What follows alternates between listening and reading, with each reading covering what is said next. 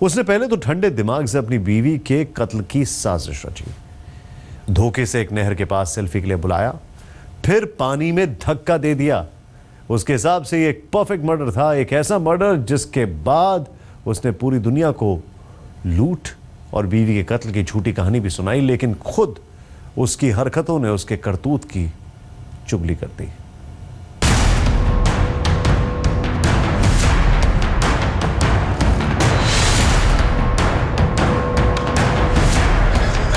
Police की हिरासत में मौजूद इस शख्स को सुनिए। ये कत्ल का मुलजिम है और खुद अपनी ही जुबान से कत्ल की कहानी सुना रहा है। ये बता रहा है कि इसने अपनी बीवी का कत्ल कैसे किया। लेकर धक्का दे दिया, ले जाकर मोटरसाइकिल पे पहले बिठाई उसे। मैंने कहा मुझे चलाओ नहीं हटता। फिर अब मैंने उसको वो मुंडेरी पार कर दी। उसको मैंने मुंडेरी पार करने लगा। मैंने कहा बच्चा मुझे दे दे, पैर पड़ जाए। बच्चा मैंने अपनी गोद में ले लिया। वो खड़ी हो गई इस तरीके से। मैं पीछे हुआ, मैंने उसको धक्का दिया। तो गिरने के बाद मैंने झाड़ी पकड़ी। मैं नीचे उतर के फिर उसको हल्का हल्का पटके जब पेड़ से लगा। चेहरे पर न तो कोई शिकन, न ही अफसोस और न ही कोई शर्मिंदगी, बल्कि कॉन्फिडेंस यानी आत्मविश्वास से लबालब भरा हुआ। कत्ल का ऐसा कोई मुलजिम आपने शायद ही इससे पहले कभी देखा हो।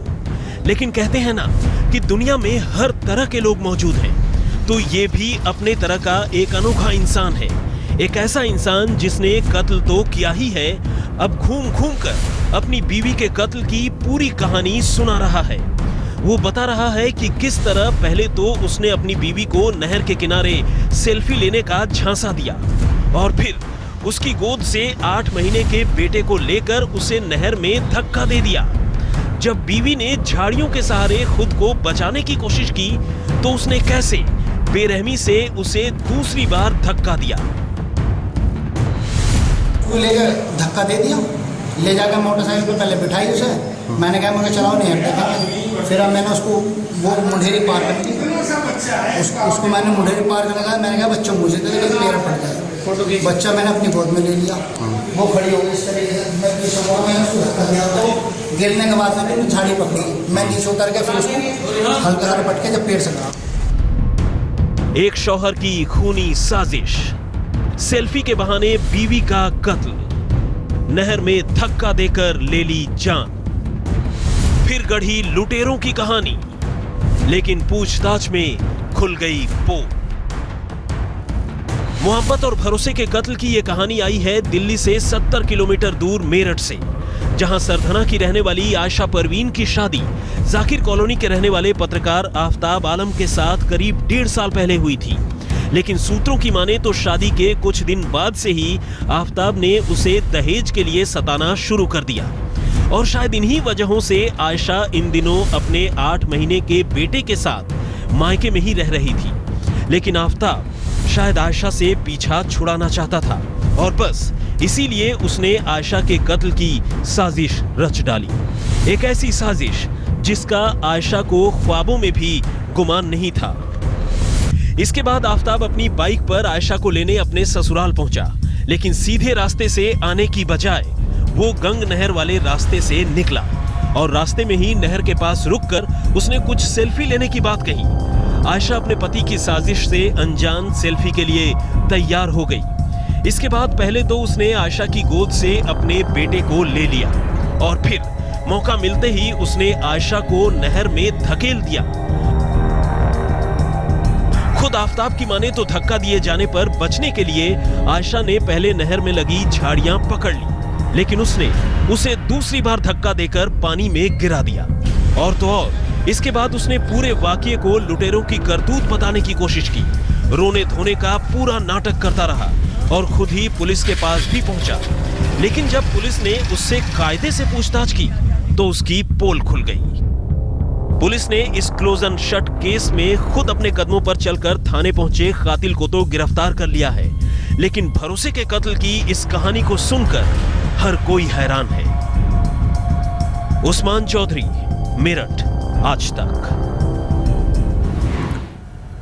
अब बात एक ऐसे लव ट्रायंगल की जिसमें एक शख्स को अपनी शादी की कीमत जान देकर चुकानी पड़ी। उसका कसूर सिर्फ इतना था कि उसने एक ऐसी लड़की से शादी की थी जिसे कोई और चाहता था और सितम देखिए कि इस शादी से पहले ही आशिक और माशूक ने मिलकर माशूका के होने वाले शौहर के कत्ल की साजिश रच डाली। शादी हुई और धूमधाम से हुई, लेकिन शादी के 2 महीने बाद तय साजिश के मुताबिक एक रोज शौहर का कत्ल हो गया।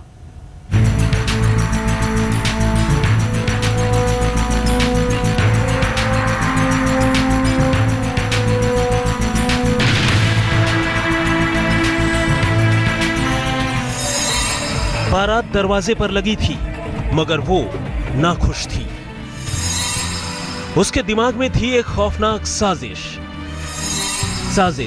अपने होने वाले शौहर के कत्ल की। फिर अचानक एक रोज उसका शौहर गायब हो गया और तब 10 रोज बाद मिली शौहर की लाश। शादी के 2 महीने बाद जब एक रोज वो अपने घर से रहस्यमयी तरीके से गायब हो गया तो किसी ने ख्वाबों में भी नहीं सोचा था कि अब वो कभी लौट कर नहीं आएगा। लेकिन 10 रोज गुजरते गुजरते शहर के पास ही एक नाले से उसकी लाश बरामद हो गई। उसका कत्ल किया गया था, पीट पीट कर और फिर पेचकस घोंप कर।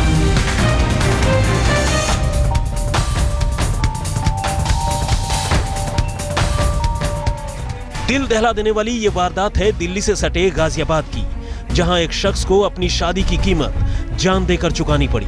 उसका कत्ल किसी पुरानी अदावत या फिर किसी और वजह से नहीं, बल्कि एक ऐसी लड़की से शादी के चलते हुआ जिससे कोई और ही प्यार करता था। लव ट्रायंगल यानी प्रेम त्रिकोण के इस रोंगटे खड़े करने वाली कहानी में अब पुलिस ने मकतूल धर्मपाल की बीवी मोनिका, कातिल आशिक कपिल और उसके एक दोस्त को गिरफ्तार कर लिया है। रामपुर के रहने वाले धर्मपाल की शादी 11 मार्च को गाजियाबाद की एक लड़की से हुई थी।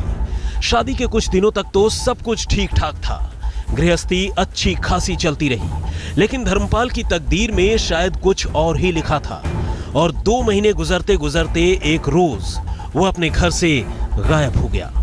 पुलिस ने जब छानबीन शुरू की तो पता चला कि अपने गायब होने वाले रोज यानी 20 मई को उसकी कपिल नाम के एक लड़के से आखिरी बार बात हुई थी।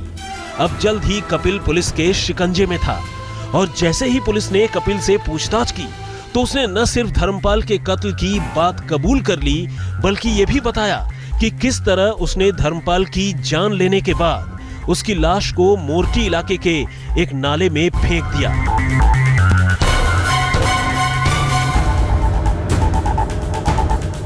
अब पुलिस ने पहले नाले से धर्मपाल की लाश बरामद की और तफ्तीश आगे बढ़ाई। पुलिस जानना चाहती थी कि आखिर कत्ल की वजह क्या थी, तो कपिल ने एक ऐसी कहानी सुनाई कि खुद मामले की जांच कर रहे पुलिस वाले भी चौंक गए। कपिल ने बताया कि वो धर्मपाल की बीवी मोनिका से प्यार करता था और तब से प्यार करता था जब उसकी शादी धर्मपाल से हुई भी नहीं थी। और तो और उसने शादी से पहले ही मोनिका को ये बता दिया था कि वो उसके शौहर का कत्ल कर देगा और उसे दोबारा हासिल करेगा। लेकिन सब कुछ जानते हुए मोनिका ने न सिर्फ धर्मपाल से शादी की बल्कि कत्ल की साजिश में भी शामिल रही। नहीं सर, मुझे नहीं पता। तो तुम्हारी बात होती थी कपिल से शादी के बाद? हाँ, शादी से बात हुई थी मेरी बात, पर उन्होंने मुझसे ये नहीं कहा कि मैं तुम्हारे आदमी को मार दूंगा। उन्होंने मुझसे शादी से पहले कही थी उन्होंने उससे, पर मैंने नहीं कही कि सर तुम मेरे आदमी को मार दो।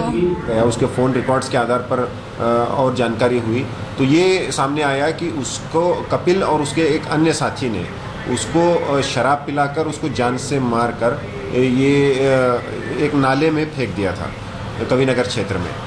उनकी निशानदेही पर आज उसकी बॉडी जहां उन्होंने फेंकी थी वहां पुलिस गई थी, तो बॉडी के उसका सर और कुछ बॉडी के पार्ट्स वहां मिले हैं।